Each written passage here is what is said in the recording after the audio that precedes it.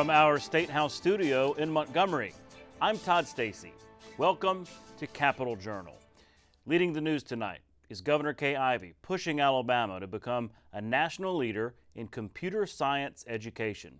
At today's statewide Computer Science Summit luncheon here in Montgomery, Ivey touted the state's rapid growth in high school computer science programs.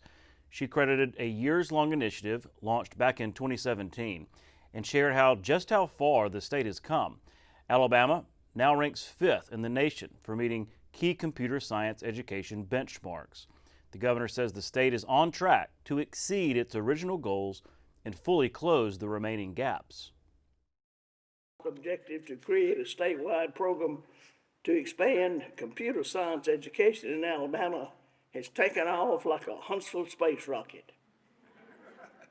In 2017, Alabama had a little more than a few dozen public school-based computer science instruction programs in operation. Fast forward 8 years to today, we are again setting national records. Thanks to our efforts to prioritize computer science instruction in all our high schools, Alabama is meeting the highest benchmarks for compliance. Alabama achieved significant progress in the 2024 National State of Computer Science Education Report. We ranked 5th overall in the country in meeting 10 benchmark computer science education objectives. We only lack full compliance in one area, and we're well on our way to tackling that one too. Folks, thanks again for your hard work and dedication. Alabama is on a trajectory to fully achieving and exceeding our strong start goal set 8 years ago. State Superintendent Eric Mackey was there at the luncheon, and he's reacting to the Senate's passage of the RAISE Act, a major step towards overhauling how the state funds K-12 public schools. The measure passed unanimously in the Senate and now heads to the House for debate. If approved, the RAISE Act would introduce weighted funding to better support students with greater academic needs. The legislation uses a hybrid model, keeping the current base funding formula intact while adding new weighted funding for students in categories like poverty, special education, and English language learners. Mackey expressed optimism at the bill's movement in the legislature. They've found the right exact piece, because what we're doing is keeping the foundation program, which is an excellent base, in place without any real changes to the foundation program. But then the legislature has said what we want to do is in the future we want to build on the foundation program and include weights for different categories of students. The current formula includes 4 different categories of students, which cover a wide range of young people across the state. I think it's very exciting. It's going to be a good thing for Alabama. Also on the education front, there has been greater than expected demand from families for education savings accounts under the CHOOSE Act. You'll remember that this is the landmark school choice legislation passed last session that would allow qualifying families up to $7,000 in tax credits to help pay for their child to attend a private school or a different public school. Homeschooling families could get as much as $2,000 per student. As our own Trish Crane has reported, more than 37,000 applications have been turned in to the Department of Revenue. That's more than what state officials estimated, leading legislative budget leaders to add more funding to account for that demand. State Senator Arthur Orr and State Representative Danny Garrett have put placeholders in the education budget for an additional $35 million so the state can handle the demand from the CHOOSE Act. The leaders say the money is available and that it is good news parents are wanting to take advantage of this program. The education budget has passed the Senate and is expected to start moving in the House this week. Looking toward this legislative week, one issue expected to be debated in the Senate is the sale of consumable cannabinoids. House Bill 445 from State Representative Andy Witt would set stiffer regulations for the sale of items like CBD drinks and hemp gummies. After passing the bill through the House, he's making the case as it moves upstairs to the Senate. So the bill, as you know, goes to the Senate next. I've had some great conversations with our upper chamber They're ready to take on the issue. They feel as much as I do about the product, that it needs guardrails, and we need to get it under control in the state of Alabama. Take it out of the convenience stores.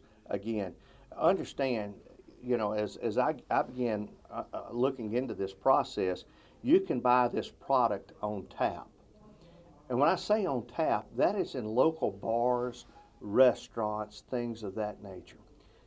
And that, I find that just extremely dangerous, because you don't know how that affects the medication that you may be taking, or when does that bartender know that you've had too much. Is 5 milligrams too much for you? Is 10 milligrams too much for you? So it's just wide open, and what people don't understand too is that if you take a drug test while you're drinking this, and you know, weeks to follow, you'll fail a drug test. If you take the gummies, you will fail a drug test if given to you by your employer. So I'm looking forward to getting it in the Senate, having my hearing up there, and let's getting a quick floor vote on it. And of course, we expect to see the Alpha Farm Bureau Health Plan bill moving soon in the Senate as well. The bill passed overwhelmingly in the House on Thursday, but not before significant debate. Some of that floor debate, particularly from Democrats, could be a preview of what we see when the bill reaches committee and then the Senate floor. What is created through this bill that requires us to be involved? Well, because if it's a large group of people who organize a quote-unquote health plan to, you know, to do whatever, I guess the plan is designed to do, then why do we need to pass a law for it? well, it is this. In order not to be health insurance, we have to pass this just like the other states to allow Alpha to do this. That's been my understanding from the get-go. Is I looked at the laws of the 10 other states that have done this, and they all had to put this in their laws. I don't think our state's any different. I think because so if Alpha wanted to offer this as a service that they provide, right, and it is completely 100% a private thing, why do we need to create a law to regulate something that it's completely separate, completely private. It's their own thing they're offering to their own members, people who've paid to be a part of it. Yeah. I'm just trying to figure out why. And again, that's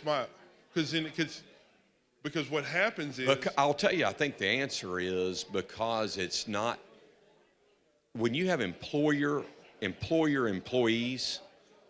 you know, this had never really come up in all the work on this. But when you get into employer and employees, but since you are offering this to people that are not employees, I think that's what takes this to the question that answers your question. Turning briefly to Washington, where a senior member of Alabama's delegation has scored a big win. The Senate has passed House Joint Resolution 20 from Congressman Gary Palmer. It reverses a Biden-era Department of Energy rule that set certain efficiency standards for natural gas water heaters, which became pretty unpopular with consumers. That's final passage for Palmer's bill, and it now heads to the desk of President Donald Trump.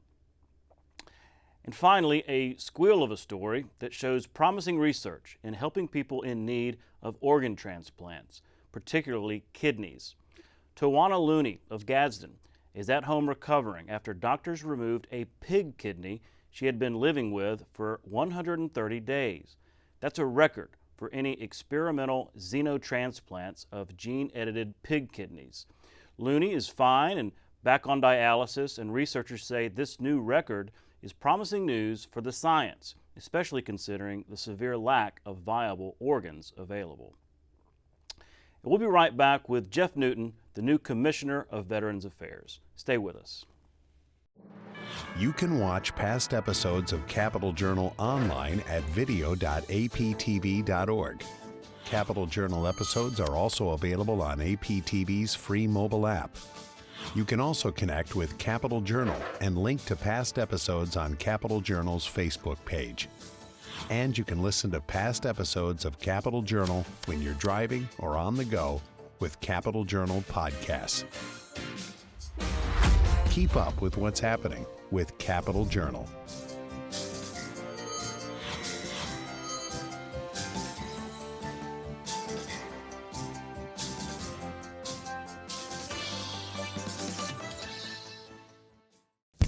Alabama Public Television is your place for quality educational services. Free professional development for educators and child care providers. Access to free curriculum-aligned videos, lesson plans, and instructional resources with PBS Learning Media. And all the PBS Kids programs parents know and trust. Learn something new every day with Alabama Public Television. Visit us at aptv.org/education to learn more. Welcome back to Capital Journal. Joining me next is Jeff Newton, Commissioner of the Alabama Department of Veterans Affairs. Commissioner, welcome to Capital Journal. Thanks for having me, Todd. It's great to be here. Thank you for having me. Sure. I've been eager to have you on since you've become, the cabinet level, commissioner and everything, but really appreciated you coming to the breakfast the other day. We had our legislative issues breakfast. The focus was mental health and veterans affairs. Correct. You, your colleague at mental health, and also the Chief Justice, which was a really interesting thing. So thanks again for that. You're welcome. Glad to do it again in the future. Yeah, I hope so. I had some really good feedback, and can't hurt to go too deep, into some of these issues. And I want to get to some of the issues facing your department, but first, you are the newest cabinet secretary, newest commissioner, so I wanted to give you an opportunity maybe to share with our viewers some of your background. What led you to this role? Yeah, so I got my start with the military right out of high school in 1980. My dad was a big influence on my life. He was Air Force during the Korean War, and then later through high school, my algebra teacher, who was a major in the Air Force at the time, he was a Vietnam War hero. He was shot down over Vietnam in his F-4, bailed out and was rescued. And I guess he saw something in me, and he said, Jeff, you need to go down and see a Air Force recruiter. And I sure did. I went down, and 41 years and 6 days later, I'm here. So wow. Here we go. Yeah, great career. My last assignment, worked at the state military department. I was the senior full-time advisor to the Adjutant General, and then I retired in February of 2021. And the very next day, I got hired on with the Alabama Department of Veterans Affairs. Yeah, okay, yeah, not much of a retirement. No, it was one day of transition. It was good, though. Well, talk about how that military career, different roles, different places, informs your work now. You've been in this job how many months now? 5. Yeah. No, the current job, just 3 weeks. Yeah, well, okay, the elevation, right, and we'll get to that. But talk about how your career and all the different roles you've played informs your work now, understanding it's still pretty new. And one of the things I learned throughout my career, I was 9 years enlisted, and I was able to get a commission later in my career. And one thing I focused on more than anything was taking care of the airmen and the troops that were under my command or under my leadership. And that, throughout my military career, I've had so many experiences in dealing with our veterans, especially the enlisted troops. And it carried on into my current career. I can't think of a better job to transition into, because it's just a way for me to give back, and it's just a way for me to continue to take care of our veterans that I learned throughout my military career. Absolutely. We'll talk about the department in general terms so our viewers can kind of be reminded of its role in the state. Because one of the things you brought up the other day at the breakfast was there's often confusion between the federal VA and what the state does. So it's probably important to remind folks. Sure, and that's important to point out.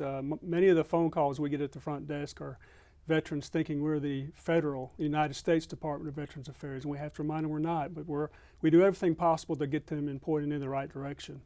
But our job, we've got our primary core mission that's been around since 1945, so we're coming up on 80 years.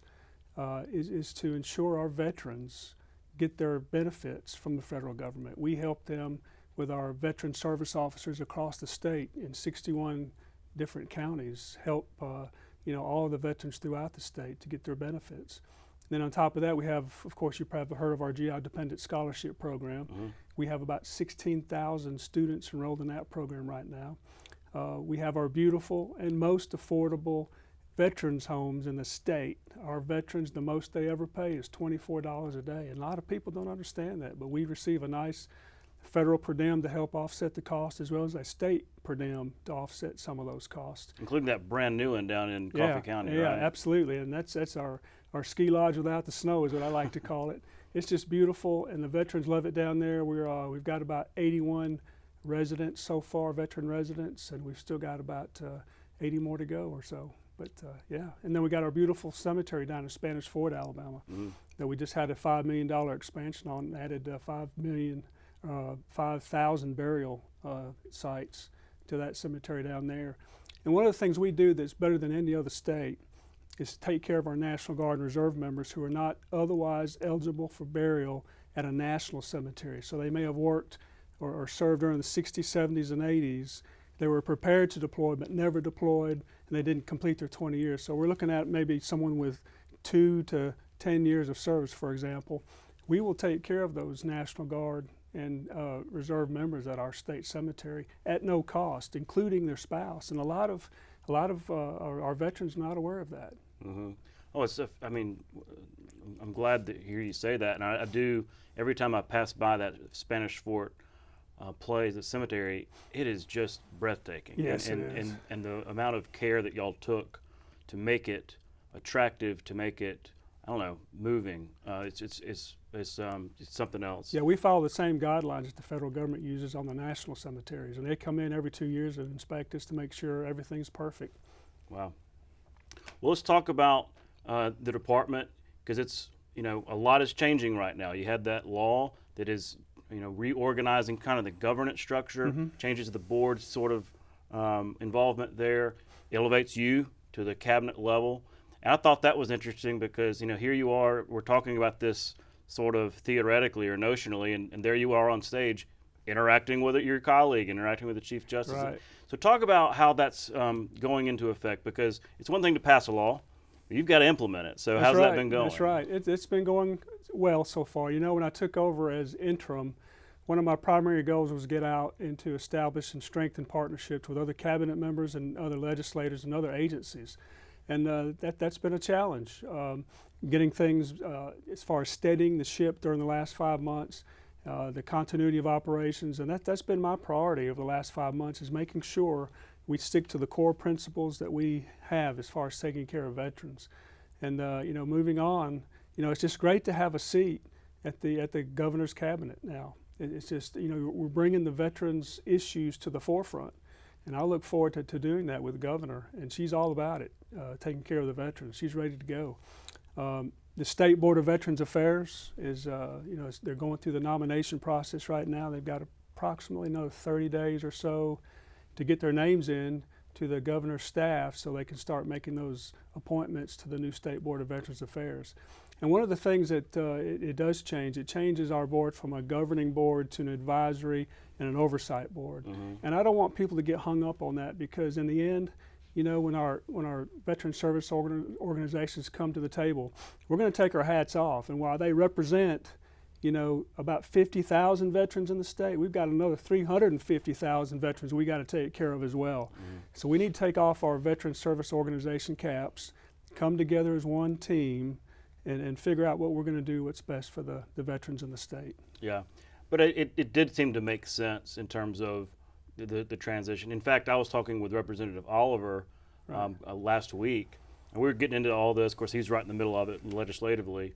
And he told me that something I didn't know, that this proposal has been around for a while. He's been kind of nibbling at the edge of this for a while, far before anything controversial came up. And that's important to remind people. This idea was not just cropped up in the middle of the session. And actually, the idea or the vote to put the commissioner's position on the cabinet came up to the previous board last April, and they all approved it and voted for it. So interesting. Yeah.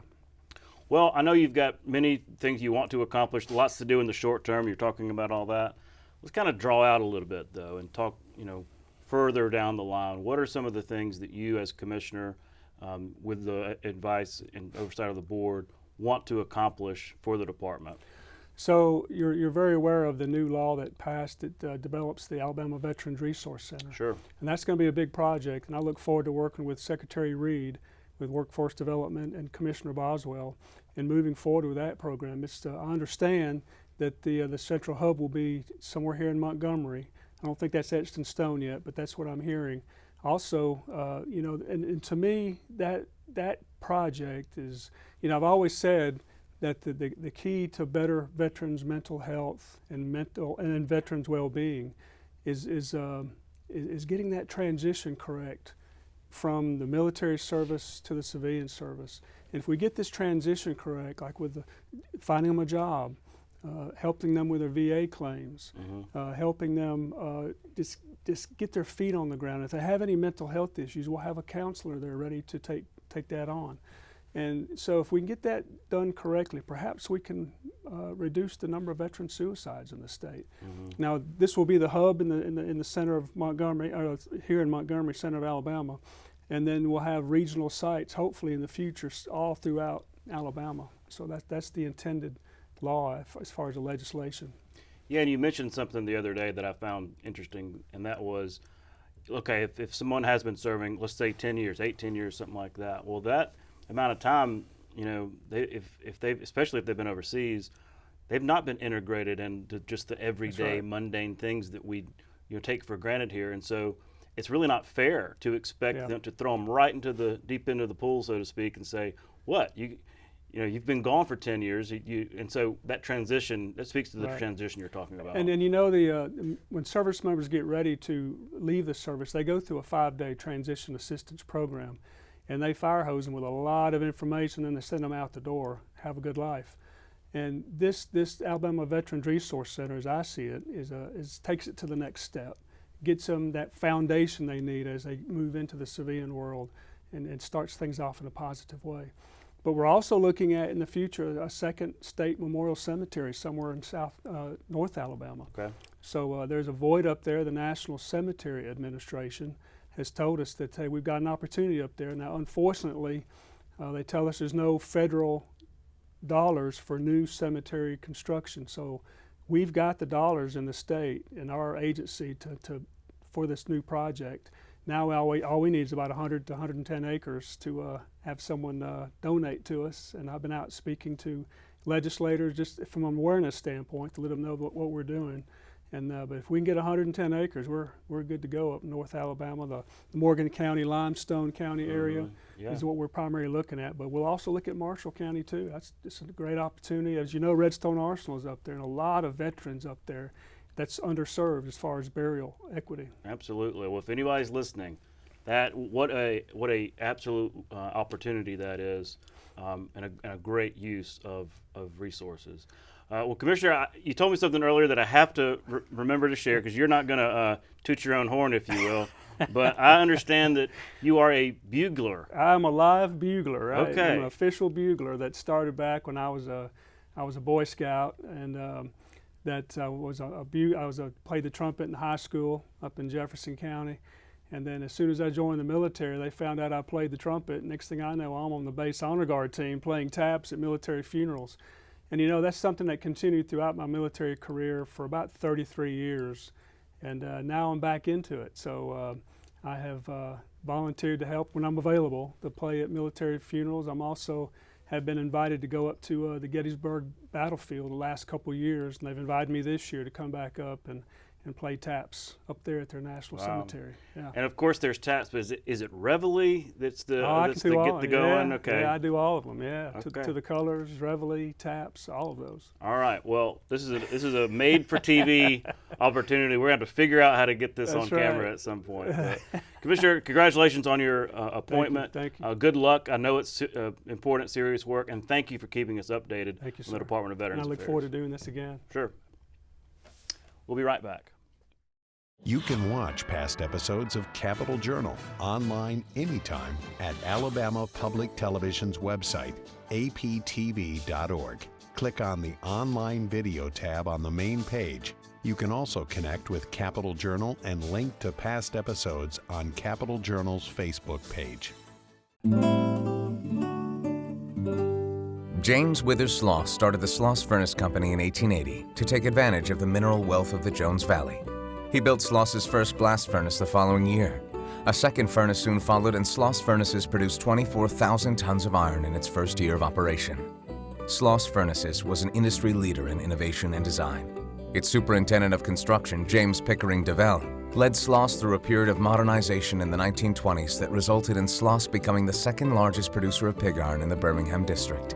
A slump in the iron market took shape in the 1950s. Business began to decline, and pig iron was basically obsolete by the 1960s. Higher pollution standards finally closed the furnaces in 1970. In 1981, Sloss Furnaces was designated a National Historic Landmark and today hosts events, concerts, and a metal arts program. The site continues to stand as a testament to Birmingham's industrial past.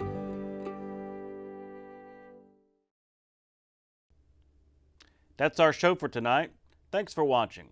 We'll be back tomorrow night at the same time with more coverage of the Alabama Legislature right here on APT.